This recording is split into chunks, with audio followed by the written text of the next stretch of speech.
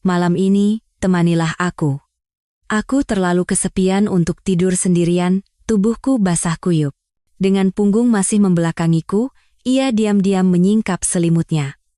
Tanganku menyelinap masuk, seolah meresap ke dalamnya. Hangat tubuhnya terasa dari balik punggungnya, napasnya perlahan membasahi udara. Tanpa kata, aku memeluknya dari belakang. Tanganku yang menyentuh pinggangnya mulai merayap naik, perlahan, sangat perlahan. Panas menjalari tanganku dari balik pakaian dalamnya. Ia mendesah pelan sambil memegang tanganku. Tidak apa-apa. Pelan-pelan saja. Saat itu, di bawah selimut suasana begitu hening, tapi di luarnya, ranjang bergetar halus. Dia adalah istri dari sahabatku selama 20 tahun. Tapi sahabatku itu sudah lama jatuh ke pelukan wanita lain, dan malam itu, aku merasionalisasi tindakanku yang meruntuhkan semua batasan dengan satu kata, cinta.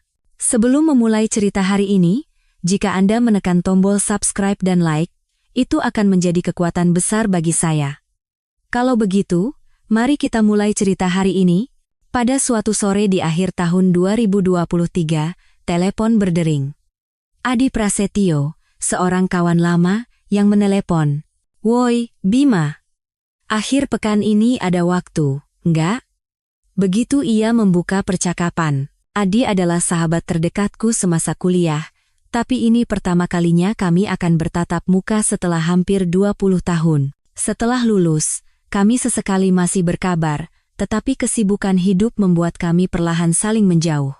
Anak-anak angkatan mau ngumpul semua. Di restoran steak daerah Senopati. Datang ya, pas waktu. Suaranya masih sama seperti dulu, ceplas-ceplos.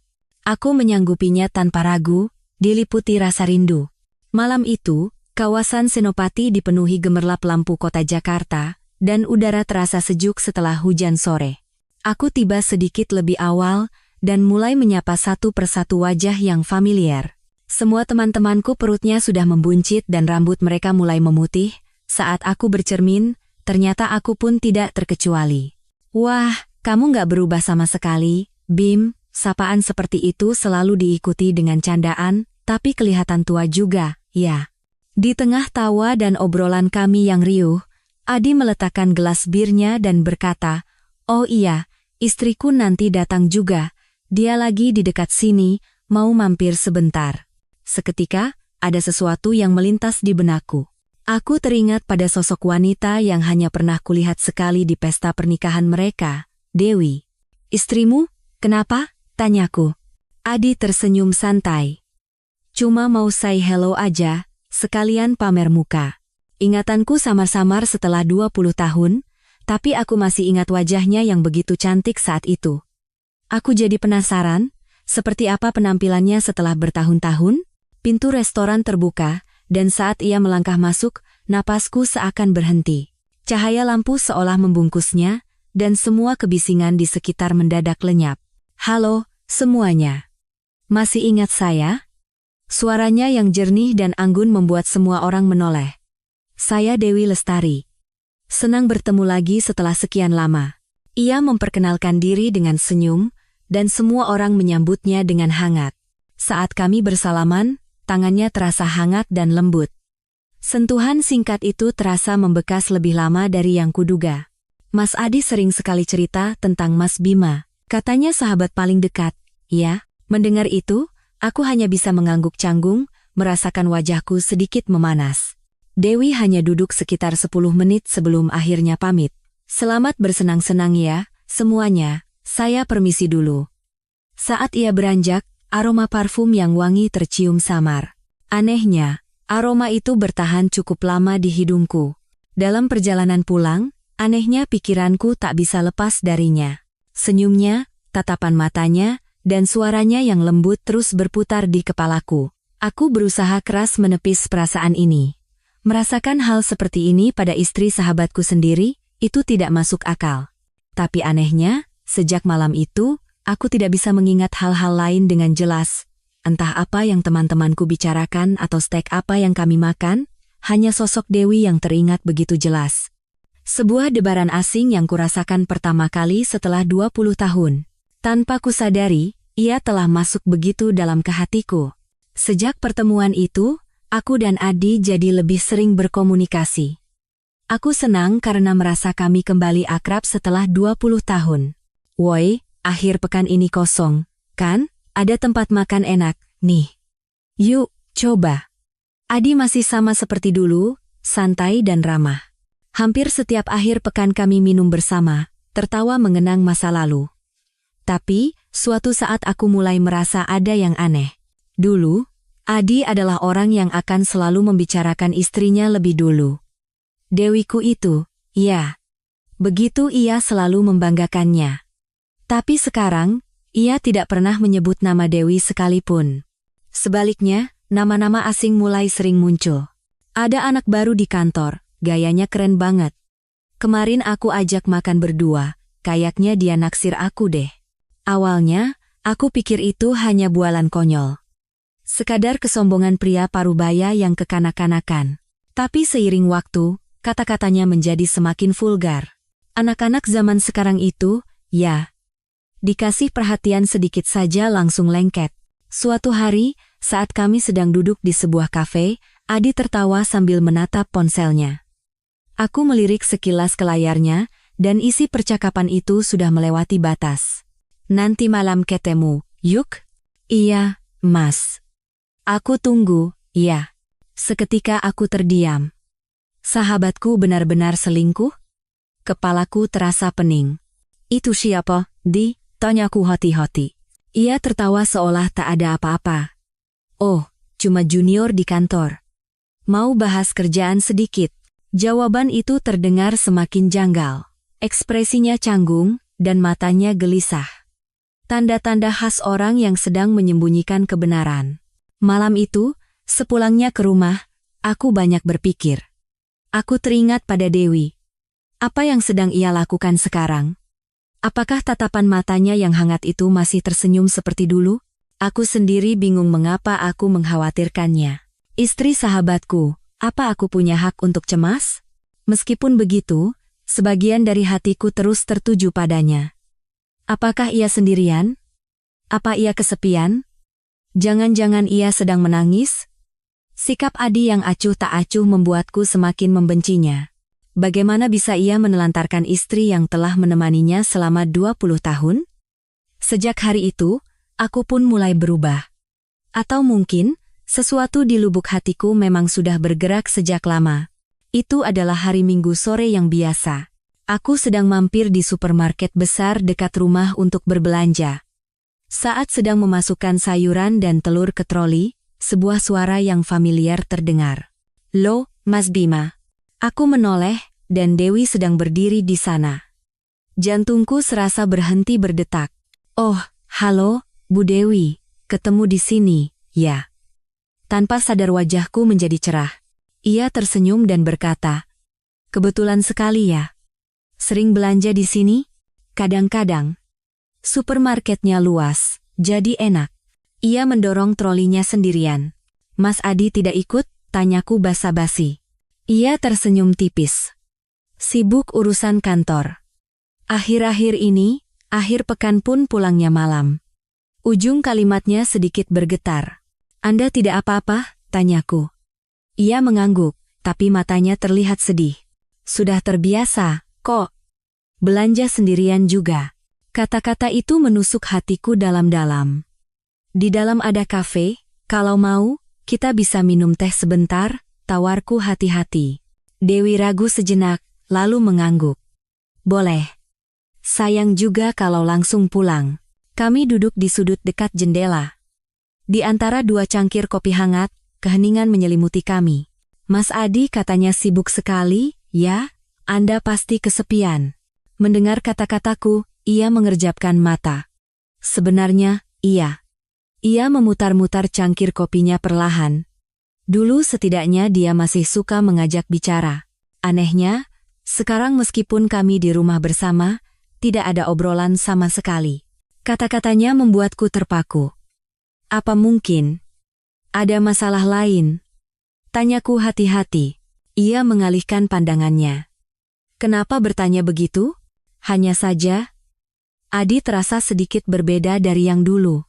Mendengar itu, ia terdiam sejenak. Sebenarnya, aku juga merasakannya. Banyak yang sudah berubah, ucapnya pelan. Jantungku berdebar kencang. Tapi, aku juga tidak punya siapa-siapa untuk diajak bicara. Ia tersenyum, tapi senyum itu terasa begitu menyakitkan. Kalau Anda tidak keberatan, apa boleh sesekali saya menghubungi Anda? Aku memberanikan diri bertanya. Benarkah? Apa tidak apa-apa? Matanya membelalak kaget. Tentu saja. Meskipun saya teman Adi, secara personal saya khawatir dengan Anda. Ia ragu sejenak, lalu mengeluarkan ponselnya. Begitulah kami bertukar nomor, melihat namanya tersimpan di bawah deretan angka, tanganku gemetar. Saat berpisah, ia berkata, senang bisa bertemu hari ini. Saya juga. Saat itu, tidak ada kebohongan dalam kata-kataku. Bahkan dalam perjalanan pulang, pikiranku terus tertuju padanya. Aku tak menyangka pertemuan singkat di supermarket akan meninggalkan kesan sedalam ini. Sinar matahari yang menembus jendela mobil terasa hangat, tapi hatiku anehnya terasa pedih sekaligus berdebar. Sejak hari itu, aku dan Dewi mulai sering berkirim pesan. Awalnya hanya sekadar sapaan. Bagaimana harinya? Aku membalas pesannya dengan santai. Tidak ada yang spesial. Kalau kamu? Percakapan seperti itu berlanjut selama beberapa hari. Ia sering menggunakan kata sendirian. Hari ini makan malam sendirian lagi. Setiap kali membaca kalimat itu, hatiku terasa tertusuk. Aku merasa ingin menghiburnya, menggantikan Adi. Pasti sepi sekali ya kalau sendirian. Sudah biasa, balasnya singkat. Entah kenapa, kata-kata itu mengganjal di hatiku.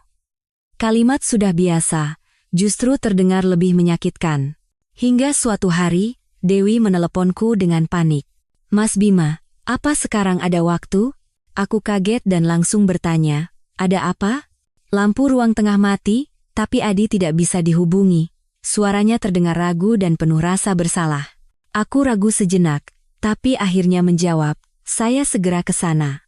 Rasanya aneh kembali mengunjungi rumah sahabat setelah 20 tahun. Terakhir kali aku ke sana adalah saat hari pernikahan mereka. Saat berdiri di depan pintu, jantungku berdebar tak karuan. Pintu terbuka, dan ia menyambutku dengan hati-hati. Maaf sekali, ya, Mas. Sampai merepotkan begini. Ia menunduk sambil menyapaku. Tidak apa-apa, cuma ganti lampu, saya jago, kok. Aku berusaha tersenyum seperti biasa sambil melangkah masuk. Ruang tengahnya begitu sunyi. Tanpa suara, tanpa kehangatan, hanya ketenangan yang dingin. Adi pulang malam lagi hari ini, tanyaku. Ia mengangguk. Kontaknya juga susah. Akhir-akhir ini sering pulang subuh. Nada bicaranya bercampur antara lelah dan kesepian. Lampu berhasil kuperbaiki dengan cepat. Tapi kemudian ia berkata dengan hati-hati, mau minum kopi dulu, itu adalah isyarat agar aku duduk sebentar. Boleh. Saya juga sedang haus. Kami pun duduk berdampingan di sofa ruang tengah, aroma kopi menguar lembut, dan tangannya sedikit gemetar. Sambil memberikan cangkir, aku berkata, Dewi, jangan mencoba menanggung semuanya sendirian. Ia menunduk dan meminum kopinya tanpa kata. Beberapa saat kemudian, ia berkata pelan, kadang-kadang, aku merasa seperti sosok yang transparan. Kata-kata itu membuatku kehilangan kata-kata. Betapa menyedihkannya hidup sebagai istri seseorang dan merasa seperti itu. Saya tidak berpikir begitu. Dewi tidak menyelesaikan kalimatnya. Ia menatapku sejenak, lalu tersenyum tipis. Terima kasih sudah berkata begitu. Senyum itu terasa getir dan memilukan. Malam itu, untuk pertama kalinya aku membenci Adi. Kenapa ia membuat orang sebaik ini kesepian? Kenapa ia begitu acuh? Dalam perjalanan pulang, udara malam terasa dingin. Tapi anehnya, dadaku terasa panas. Tatapan matanya, suaranya, dan senyumnya yang ragu-ragu terus membekas di hatiku.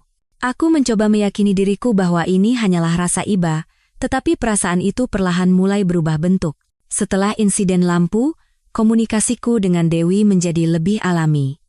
Kini, aku yang lebih sering bertanya kabar lebih dulu. Hari ini baik-baik saja?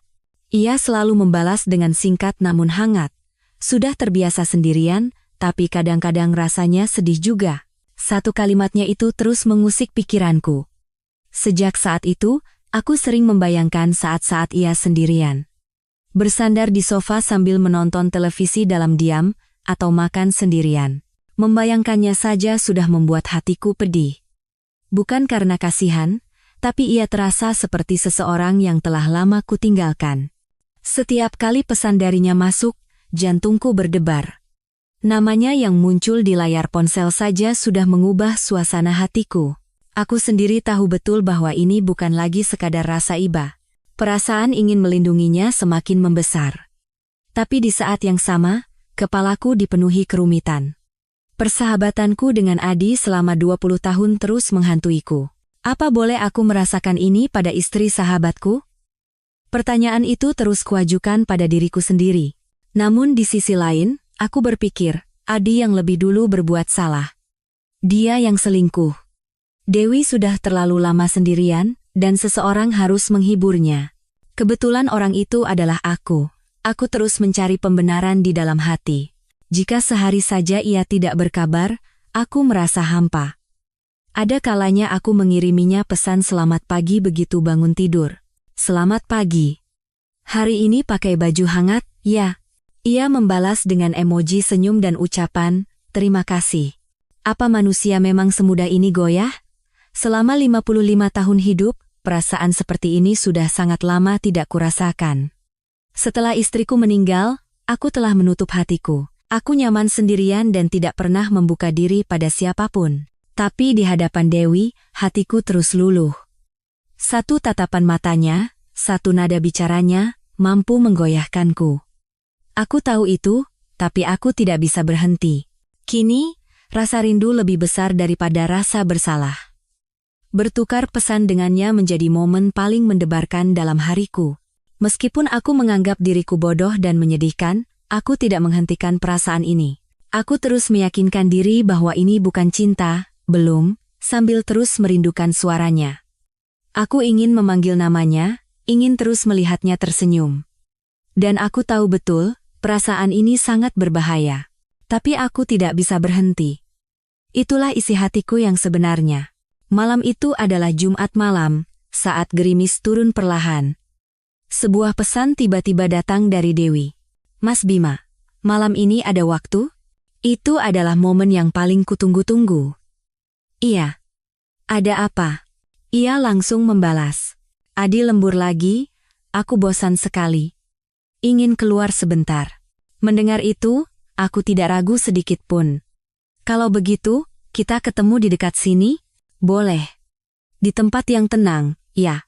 Kami bertemu di sebuah kafe kecil di sebelah toko roti tua di sudut komplek perumahan. Ia datang dengan penampilan yang jauh lebih rapi dari biasanya. Lipstik yang lebih gelap, rambut sedikit bergelombang, dan mantel hitam.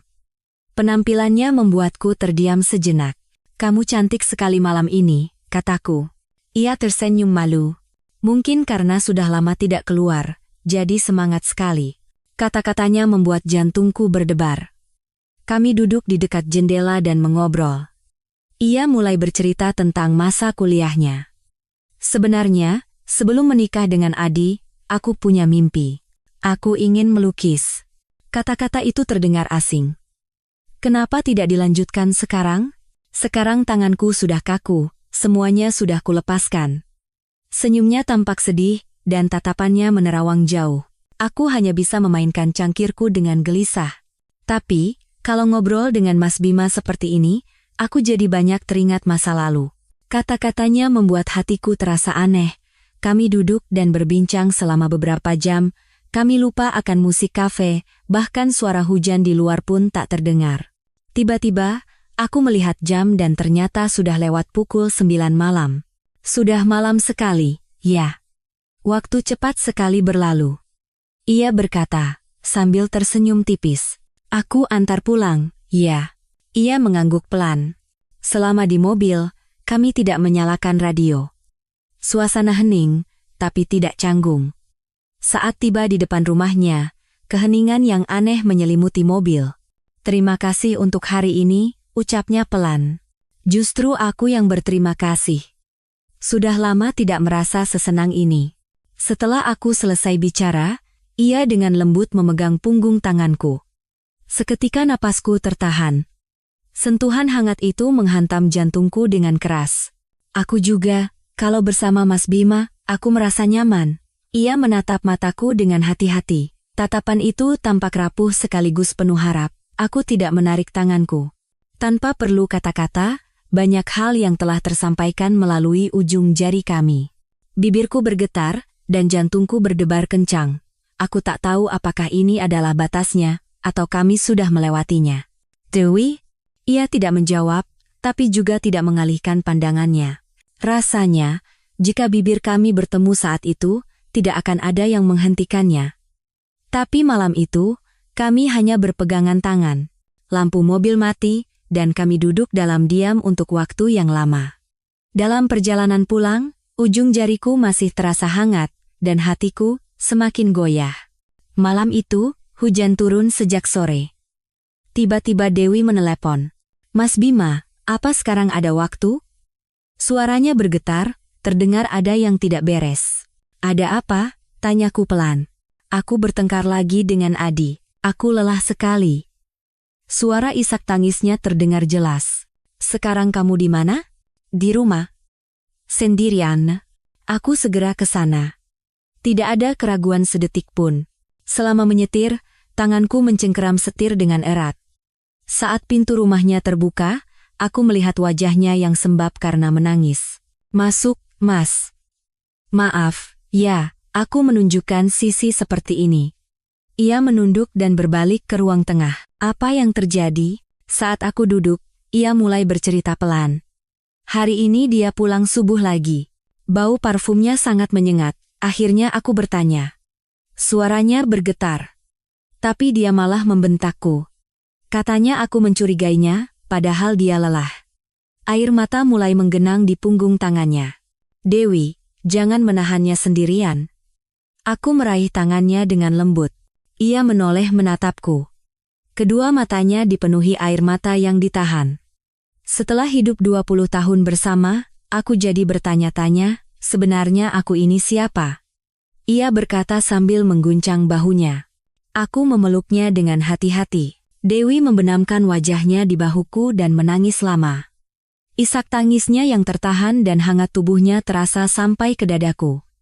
Saat itu, aku kehilangan akal sehatku. Ia mengangkat kepalanya, dan pandangan kami bertemu.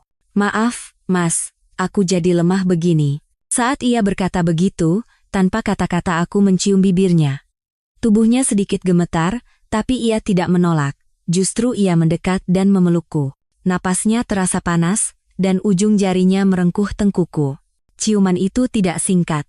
Perasaan yang kurasakan pertama kali setelah 20 tahun, dan perasaan itu begitu dalam dan kuat. Saat bibir kami terlepas, ia berbisik pelan di dekapanku, Mas Bima, aku tahu ini salah, tapi aku tidak bisa berhenti. Aku pun mengatur napasku dan berkata, aku juga, maafkan aku. Tapi itu adalah kejujuran. Dewi bersandar di bahuku dan memejamkan mata.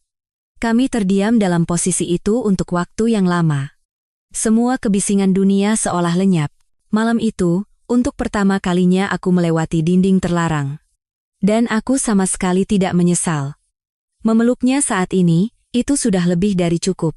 Sejak hari itu, hubunganku dengan Dewi berubah menjadi perasaan yang tak bisa lagi disembunyikan. Kami saling mencari dengan mudah, dan sulit untuk berpisah. Jika Adi bilang akan lembur, Dewi akan diam-diam memberiku waktu. Malam ini mau datang? Pesan singkat itu mengubah hariku. Saat memasuki rumahnya, aroma wangi yang lembut menyebar dari pintu masuk. Aroma itu tidak lagi asing dan perlahan menjadi familiar. Kami duduk berdampingan di sofa, mengobrol, dan terkadang mendengarkan musik. Momen saat kami berpegangan tangan tanpa kata adalah yang paling sunyi sekaligus paling kuat. Seiring berjalannya waktu, rasa bersalah dan debaran cinta bercampur aduk. Ini jelas hubungan yang salah, tapi perasaan ini tidak bisa dihentikan. Suatu hari, Dewi bersandar di bahuku dan berkata, aku belum pernah menunggu seseorang seperti ini. Kata-katanya meluluhkan hatiku, sekaligus menekanku. Sejak hari itu, Kami semakin sering bertemu, dan semakin rahasia. Terkadang kami bertemu di motel di pinggir kota. Kami berhati-hati agar tidak terlihat di luar, tapi waktu kebersamaan kami terus bertambah. Apa ini akan baik-baik saja, kalau kita terus begini? Dewi bertanya dengan mata cemas, tapi aku mengangguk. Aku tidak menyesal. Dibanding sebelum bertemu denganmu, sekarang aku merasa jauh lebih hidup. Kata-kataku yang tulus membuatnya memejamkan mata dan menggenggam tanganku erat. Namun, kenyataan selalu membayangi kami. Setiap kali bertemu Adi, jantungku terasa diremas. Woi, Bima. Jarang kelihatan sekarang. Yuk, minum. Ia berkata sambil tersenyum, tapi ekspresinya anehnya terlihat lebih tajam. Kami minum bir bersama di sebuah warung tenda. Saat itu pun, ribuan pikiran berkecamuk di kepalaku.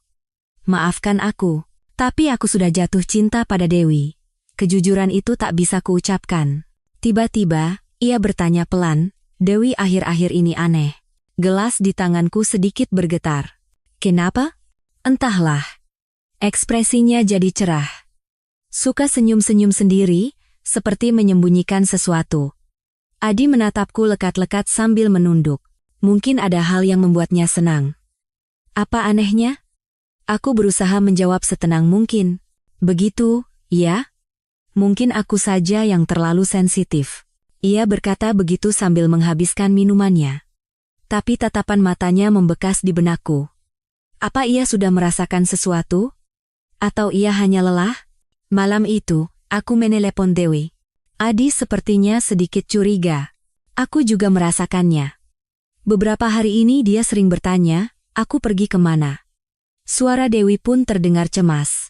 Kalau begitu, sebaiknya kita lebih hati-hati untuk sementara waktu. Iya, sepertinya harus begitu. Kami terdiam sejenak di telepon. Hanya suara napas yang terdengar, tapi hati kami terasa semakin dekat. Kini, ada pemahaman di antara kami yang tak perlu diucapkan. Rasa takut ketahuan justru membuat kami semakin panas. Ketegangan karena harus bersembunyi malah menyulut api perasaan kami, membuat kami kecanduan. Meskipun tahu betapa berbahayanya hal ini, kami tidak bisa berhenti. Waktu kebersamaanku dengan Dewi sudah berlalu hampir setengah tahun, waktu yang singkat, tapi bagiku terasa seperti separuh hidup. Tidak ada hari tanpa memikirkannya, dan tak pernah sekalipun aku ingin melepaskan tangannya. Dewi. Suatu malam, saat kami duduk berdampingan di ruang tengahnya, aku membuka suara. Ia menoleh dan menatap mataku. Tatapan itu begitu hangat hingga membuat hatiku bergetar. Aku cinta kamu. Kata-kata itu meluncur begitu saja dari bibirku.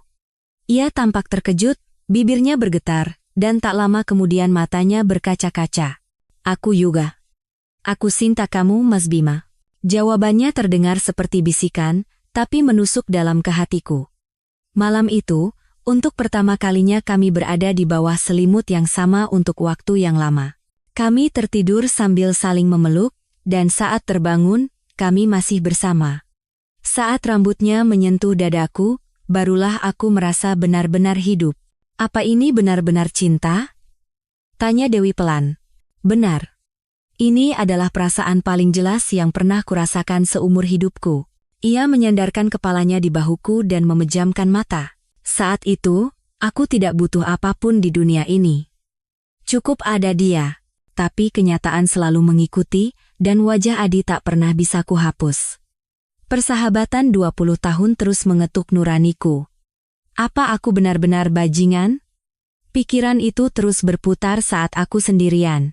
Namun, aku membela diri, Adi sudah membuang hati Dewi, dialah yang membuatnya menangis, aku hanya memeluknya.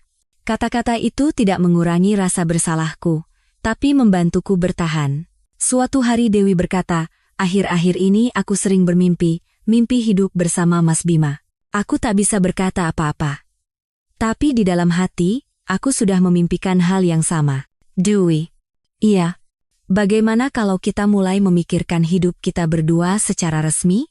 Matanya bergetar. Maksud Mas, aku harus bercerai? Benar. Mari kita hidup bersama. Ia terdiam lama, hanya suara napasnya yang terdengar. Kemudian, ia mengangguk pelan. Aku sudah memikirkannya. Aku juga tahu, aku tidak bisa terus seperti ini. Kata-katanya terdengar seperti sebuah keputusan. Aku ingin berada di sisimu. Aku tidak mau bersembunyi lagi. Tangannya menggenggam tanganku, dan aku tidak melepaskannya. Persahabatanku dengan Adi sudah hancur, cinta saat ini jauh lebih berharga. Aku tidak tahu bagaimana orang lain akan memandang kami, tapi kehilangan dia akan menjadi penyesalan terbesar dalam hidupku. Cinta terkadang mengubah segalanya, melampaui segalanya. Dan saat ini, aku sedang merasakannya. Suatu sore, Adi menelepon. Suaranya terdengar ceria, tapi ada nada tajam di baliknya. "Woi, Bima. Katanya kamu sering ke rumahku, ya?" Seketika jantungku mencelos. "Oh, iya. Waktu itu kan ganti lampu, terus ya. Bantu-bantu sedikit." Aku berusaha menjawab dengan santai, tapi tanganku berkeringat dingin. "Oh, begitu. Soalnya Dewi akhir-akhir ini aneh." Kata-katanya terdengar biasa, tapi jelas ia sedang waspada. "Aneh apanya?" Tanyaku balik.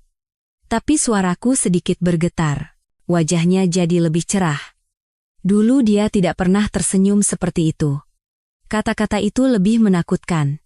Mungkin ada hal baik yang terjadi, bukan masalah besar. Aku tertawa, tapi sudut bibirku terasa kaku. "Tapi, apa kamu sering menghubunginya?" Pertanyaan itu membuat ujung jariku terasa beku.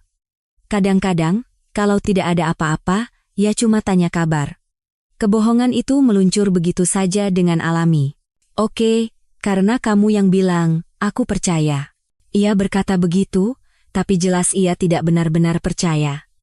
Setelah telepon ditutup, dadaku masih belum tenang. Rasanya seperti ada retakan yang mulai muncul. Malam itu, aku menelepon Dewi. Adi sepertinya sudah curiga. Aku juga merasakannya. Dia sering menatap mataku dan bertanya macam-macam. Suara Dewi jelas diliputi kecemasan. "Kita harus hati-hati. Untuk sementara, kita kurangi bertemu." Saat mengucapkan itu, hatiku terasa hampa. "Sepertinya harus begitu," Dewi menjawab pelan, dan kami terdiam lama di telepon. Beberapa hari kemudian, Adi mengajakku minum. "Woi, sudah lama kita tidak minum berdua." Suasananya berbeda dari biasanya. Ia lebih banyak diam, dan hanya terus menuang minuman ke gelasnya. "Kamu tidak ada apa-apa dengan Dewi, kan?" Pertanyaan itu keluar bahkan sebelum 30 menit berlalu. Aku menghentikan tanganku yang sedang memegang gelas. "Kamu dan istriku." "Yoyo saya." Matanya gelisah, tapi kecurigaannya sangat jelas. "Kamu bicara apa? Gila kamu?"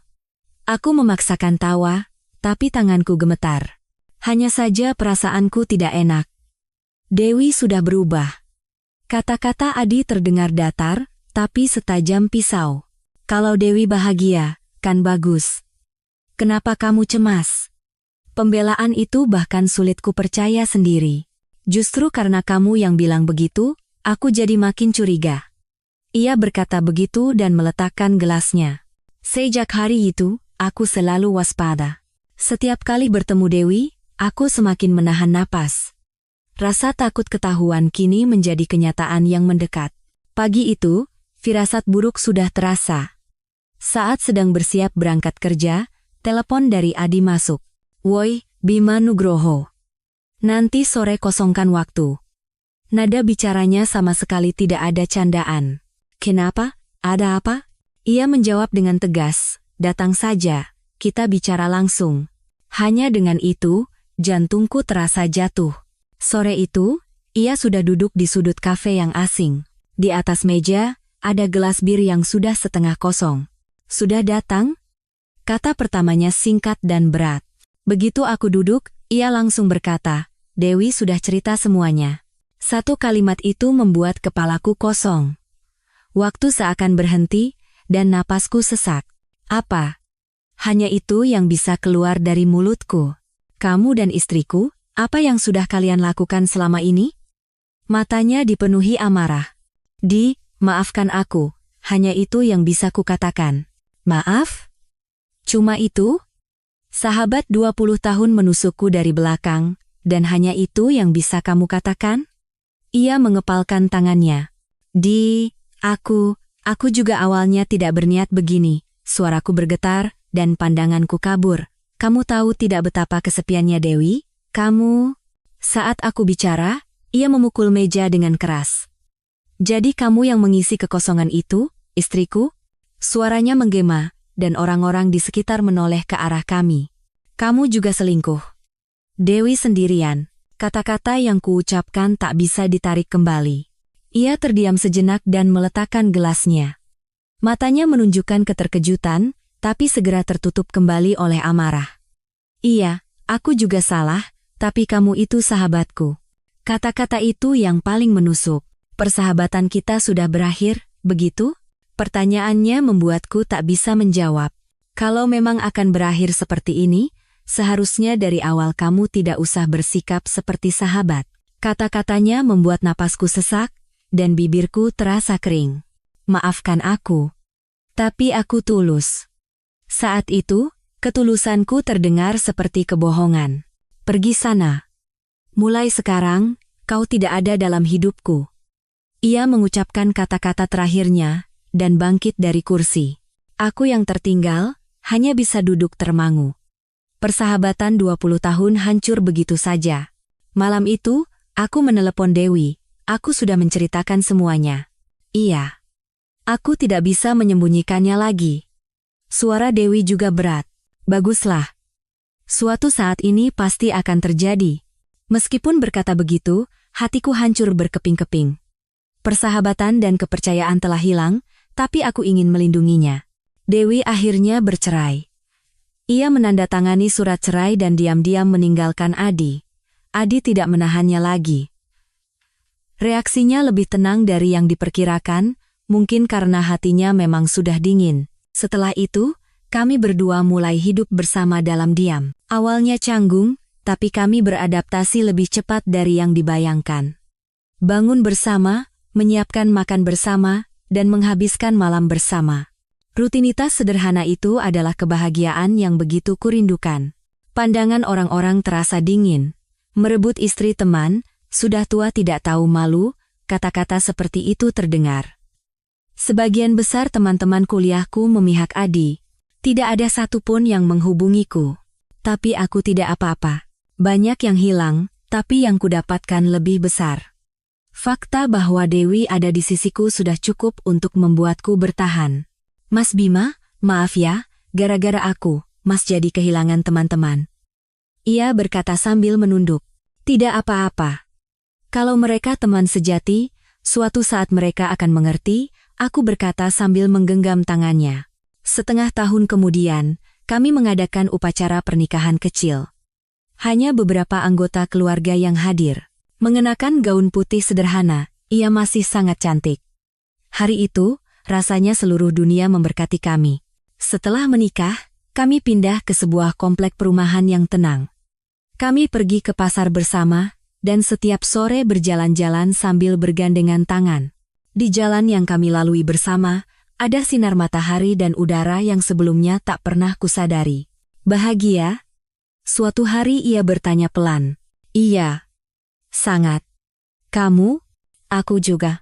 Bahkan percakapan biasa seperti ini terasa begitu berharga dan hangat. Kabar tentang Adi sesekali terdengar. Ia akhirnya menikah lagi dengan junior di kantornya. Tapi kudengar pernikahan itu tidak bertahan lama. Ada masalah jarak usia, perbedaan karakter, dan banyak hal lainnya. Saat mendengar itu, tidak ada perasaan khusus. Bukan dendam, bukan juga kasihan. Yang penting hanyalah fakta bahwa aku dan Dewi hidup dengan baik. Saat ini, ia sedang membaca buku di sampingku. Tangannya yang memegang cangkir kopi terlihat hangat. Terkadang, tiba-tiba aku berpikir. Pilihan yang kuambil saat itu, jika harus memilih lagi, apakah aku akan melakukan hal yang sama? Mungkin, iya. Karena aku tidak bisa membayangkan hidup tanpanya. Cinta yang dimulai di usia 55 tahun ini lebih dalam dan kuat daripada cinta masa muda manapun, baru sekarang aku merasa benar-benar hidup. Momen yang kukira sudah terlambat, ternyata adalah sebuah permulaan. Tidak ada penyesalan. Aku kehilangan persahabatan 20 tahun, tapi mendapatkan cinta seumur hidup.